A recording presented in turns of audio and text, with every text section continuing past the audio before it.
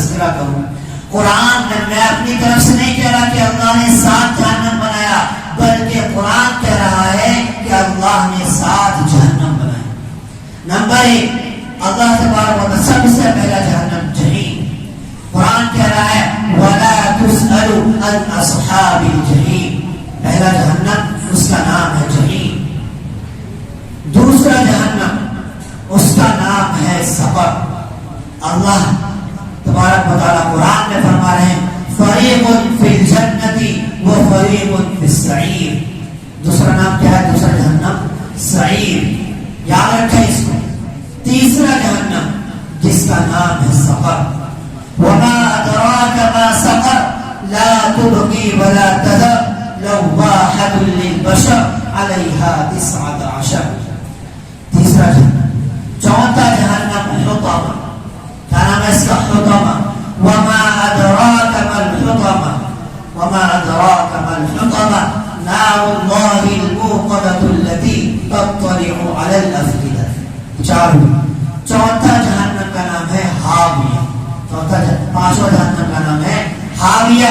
فأمہ حاویہ وما ادراک ما ہی نار حامیہ. کیا کہہ رہے ہیں؟ فأمہ حاویہ. حاویہ کیا ہے؟ وما ادراک ما ہی. تم نہیں جانتے کہ حاویہ کیا ہے؟ نار حامیہ. حاویہ ایک دہتی ہوئی آگ. محترم سامعین، تو یہ چھٹی کیا ہے؟ حاویہ. ساتواں کیا ہے؟ ویل. ساتواں جو جہنم ہے اس کا نام ہے ویل. اب ذرا سوچئے کہ جبرائیل علیہ السلام آپ صلی اللہ علیہ وسلم کے پاس بیٹھے ہوئے تھے اور آپ صلی اللہ علیہ وسلم کے سامنے جہنم کا تذکرہ کر رہے تھے.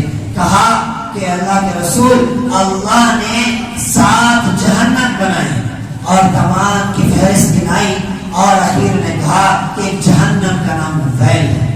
تو آپ صلی اللہ علیہ وسلم نے ان کی سچویشن بات کرنے کے انداز پر کہا کہ بتاؤ ویل میں کون جائے؟ ویل جو جہنم ہے اس میں کون جائے گا؟ تو آپ صلی اللہ علیہ وسلم کو کہا جبرائیل علیہ السلام نے اس میں ابو جہل جائے گا، عقبہ جائے گا، دشمنان اسلام جائے گا. لیکن اے اللہ کے رسول، میں ایک بات اور بڑھانا چاہتا ہوں. میں بڑھانا نہیں چاہتا. اگر میں نے بول دیا تو آپ کے آنسو بہنے لگیں گے.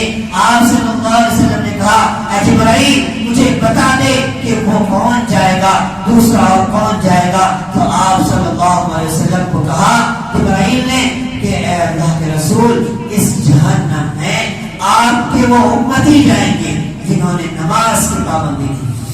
میں اپنی طرف سے بیان نہیں کہہ رہا میرے بھائیوں.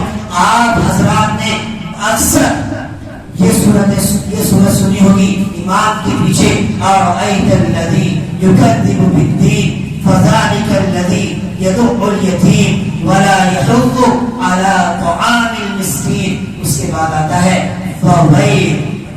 فا الگ ہے، فا کوئی ورڈ ایسے ہی ڈالا گیا ہے، فا ایک حرف ہے. ویل فا فویل.